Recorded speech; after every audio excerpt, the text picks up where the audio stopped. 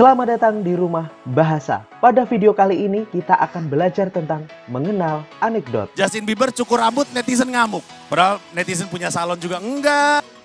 Ada 6 rangkaian materi yang akan kita pelajari pada video ini. Pertama, definisi anekdot. Kedua, ciri-ciri anekdot. Ketiga, sasaran anekdot. Keempat, bentuk-bentuk anekdot. Kelima, struktur anekdot. Dan keenam, ciri kebahasaan anekdot. Definisi anekdot. Anekdot adalah lelucon yang bersifat menghibur sekaligus bertujuan untuk memberikan sindiran atau kritikan. Kritikan dalam anekdot biasanya disampaikan secara tersirat supaya tidak menyudutkan pihak tertentu. Akan tetapi, di zaman yang penuh keterbukaan seperti sekarang, kritikan dalam anekdot terkadang disampaikan secara tersurat. Tujuannya untuk menyinggung pihak tertentu secara langsung. Tapi ingat, cara ini berisiko tinggi. Kita bisa dihujat apabila banyak orang tidak setuju dengan kritikan kita, atau bahkan kita akan tersangkut masalah hukum dengan tuduhan pencemaran nama baik. Ciri-ciri anekdot. Ada 5 ciri-ciri anekdot yang menonjol. Pertama, cerita dikemas dalam bentuk lelucon segar yang tidak menjatuhkan. Kedua, berisi kritik atau sindiran terhadap situasi tertentu yang ditujukan kepada suatu pihak.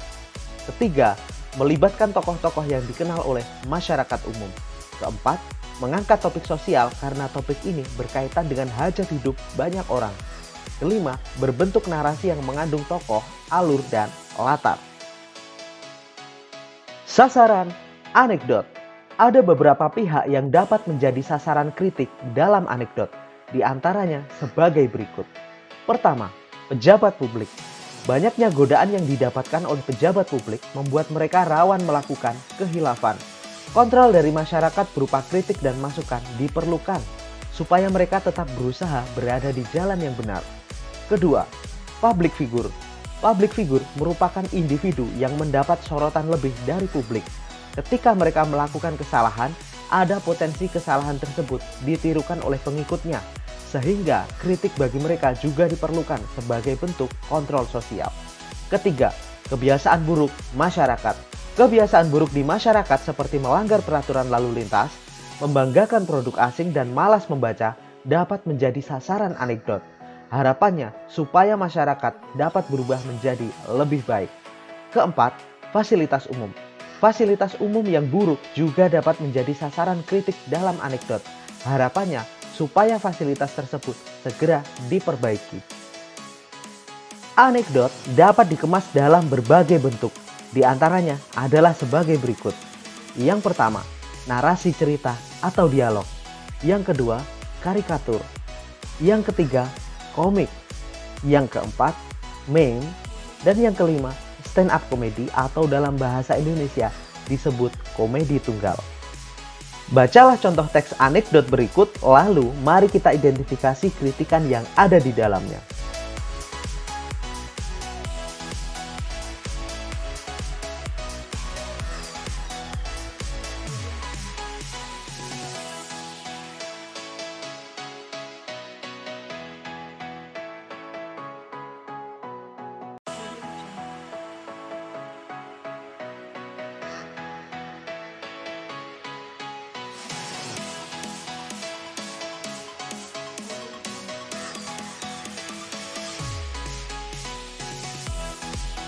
Kritik pertama dapat kita ketahui pada bagian berikut.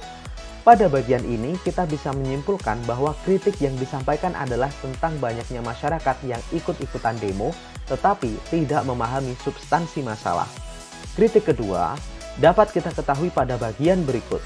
Pada bagian ini jelas bahwa kritik ditujukan kepada wakil rakyat kita yang dinilai kinerjanya masih kurang optimal sehingga sering berujung pada kegaduhan. Ada beberapa hal yang perlu kita perhatikan supaya kita mampu menangkap kritikan dalam anekdot. Pertama, pemahaman situasi. Pemahaman situasi yang terjadi pada masa kini atau masa lampau akan membantu kita untuk memahami cerita dalam anekdot secara gamblang. Pemahaman situasi bisa didapatkan dengan literasi yang baik. Kedua, kepekaan. Kepekaan merupakan sensitivitas yang ada di dalam diri kita. Punya rasa peka yang tinggi terhadap kehidupan sosial akan memudahkan kita menangkap pesan atau kritik dalam anekdot. Ketiga, kemampuan menghubungkan.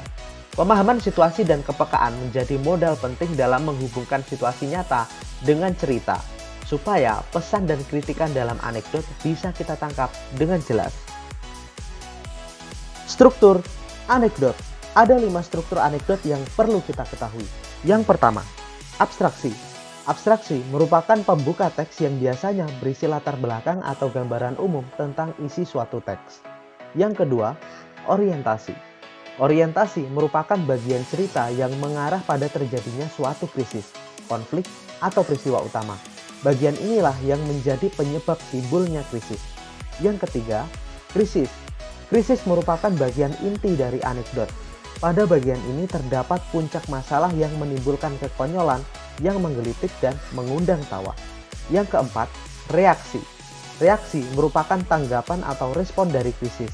Reaksi dapat berupa sikap mencela, menertawakan, atau keheranan. Kelucuan dalam anekdot kadang juga berlanjut sampai bagian ini. Yang kelima, koda. Koda merupakan penutup cerita. Di dalamnya memuat persetujuan, komentar, atau penjelasan situasi cerita. Kadang-kadang ditandai dengan kata itulah atau akhirnya. Koda bersifat opsional, artinya boleh ada atau tidak. Ada beberapa catatan yang perlu diperhatikan berkaitan dengan struktur anekdot. Yang pertama, anekdot yang dikemas dalam bentuk narasi cerita atau dialog, komik, dan komedi tunggal biasanya memiliki struktur yang lengkap, mulai dari abstraksi, orientasi, krisis, reaksi, dan koda. Yang kedua, anekdot yang dikemas dalam bentuk karikatur atau meme biasanya hanya memuat struktur orientasi krisis reaksi, atau hanya orientasi krisis reaksi, atau bahkan ada yang hanya krisis saja. Mengapa demikian? Karena bagian abstraksinya sudah dikemas dalam bentuk gambar. Mari kita perhatikan contoh berikut.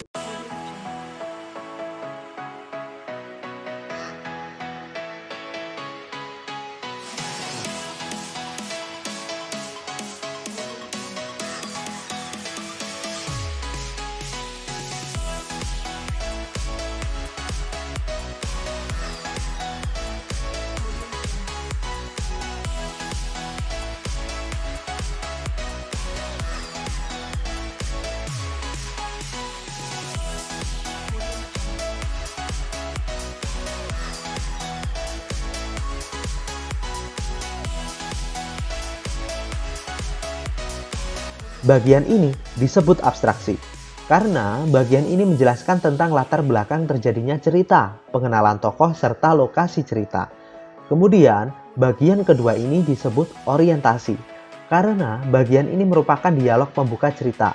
Tokoh bagus mempertanyakan keputusan hakim. Pertanyaan yang diberikan oleh tokoh bagus mengarahkan pada terjadinya konflik atau krisis. Bagian ketiga ini disebut krisis. Bagian ini menjelaskan bahwa hakim merasa keputusannya adalah keputusan yang paling tepat. Jawaban yang diberikan oleh hakim merupakan jawaban yang provokatif, tetapi menggelitik. Bagian yang keempat merupakan reaksi. Pada bagian ini, bagus kebingungan dengan jawaban yang diberikan oleh hakim. Kemudian, hakim mempertegas kembali jawabannya. Bagian terakhir merupakan koda. Bagian ini menjelaskan situasi yang dialami oleh Bagus setelah mendengarkan jawaban dari hakim. Perhatikan contoh meme dan karikatur berikut. Pada contoh meme, strukturnya hanya reaksi dan krisis. Abstraksinya divisualisasikan dalam bentuk gambar bahwa ada guru sedang bertanya kepada siswanya di kelas. Pertanyaan dari guru merupakan orientasi yang memicu pada terjadinya konflik. Jawaban siswa merupakan krisis, karena jawaban yang diberikan sangat provokatif. Perhatikan contoh karikatur. Strukturnya hanya krisis dan reaksi. Sama seperti pada contoh meme, abstraksinya divisualisasikan dalam bentuk gambar bahwa ada polisi yang sedang menghadang dalang. Ucapan polisi yang menuduh menunjukkan struktur krisis, karena tuduhan merupakan tindakan yang memicu pertikaian. Jawaban yang diberikan oleh dalang merupakan reaksi dari tuduhan yang diberikan oleh polisi. Ciri kebahasaan anekdot. Ada 5 ciri kebahasaan anekdot yang paling menonjol. Pertama, berkaitan dengan penanda waktu. Penanda waktu meliputi 1. Konjungsi penanda waktu, contohnya saat dan ketika. 2. Kata depan penanda waktu, contohnya adalah pada. 3. Konjungsi temporal atau urutan, contohnya lalu, kemudian, selanjutnya, setelah itu, dan akhirnya. Ciri kebahasaan yang kedua berkaitan dengan kata. Ada dua jenis kata yang disoroti. Yang pertama, kata kerja aksi. Kata kerja aksi merupakan kata kerja yang menunjukkan bahwa subjek sedang melakukan aktivitas tertentu. Contohnya, tersenyum, manggut-manggut, tertawa, membaca, dan lain-lain. Yang kedua adalah kata simbolik. Kata simbolik merupakan kata yang digunakan untuk melambangkan sesuatu. Misalnya, kata kursi untuk melambangkan jabatan atau tikus untuk melambangkan koruptor. Kata simbolik digunakan karena kritik dalam anekdot bersifat tersirat. Ciri kebahasaan yang ketiga, keempat, dan kelima berkaitan dengan kalimat.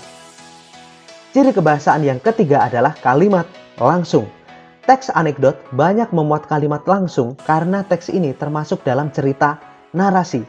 Kalimat langsung ditandai dengan tanda petik. Contohnya, semua itu salahmu sendiri. Kemarin mereka tidur, kamu suruh kerja. Sekarang mereka kerja, semua orang jadi susah, toh? Kata Parti. Ciri kebahasaan yang keempat adalah kalimat tanya. Ada dua jenis kalimat tanya yang disoroti di sini. Yang pertama, kalimat tanya biasa yang membutuhkan jawaban.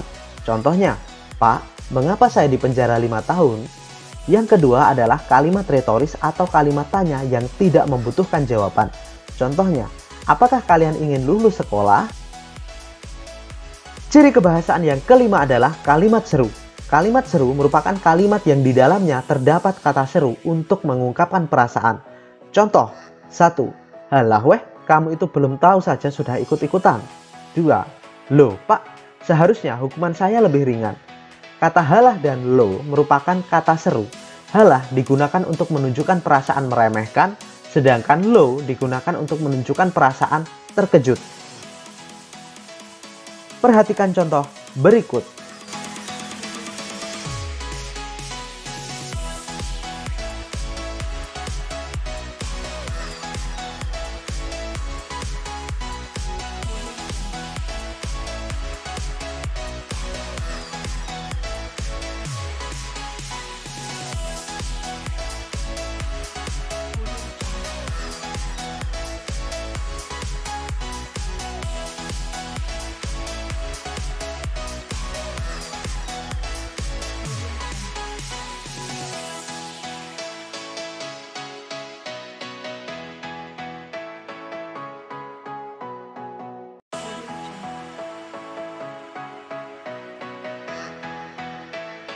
Pada paragraf pertama ada kata mendatangi. Mendatangi termasuk dalam kata kerja aksi. Pada paragraf kedua ada kalimat apakah paman bisa membantu? Kalimat ini termasuk dalam kalimat tanya. Pada paragraf ketiga ada kalimat wah lulusan SMA ya. Kata wah termasuk ke dalam kata seru. Sehingga kalimat ini bisa disebut sebagai kalimat seru. Di samping itu kalimat ini juga bisa disebut sebagai kalimat tanya. Pada paragraf keempat ada kalimat wah, saya tidak mau muluk-muluk paman. Saya ingin pekerjaan yang sederhana saja, misalnya menjadi guru SD. Kalimat ini termasuk dalam kalimat langsung. Pada paragraf kelima ada kata kemudian yang merupakan konjungsi temporal. Terima kasih sudah menyimak materi yang disajikan. Sebelum meninggalkan video ini, jangan lupa klik tombol subscribe, like dan share video ini jika menurut kalian video ini membantu dalam belajar. Salam literasi.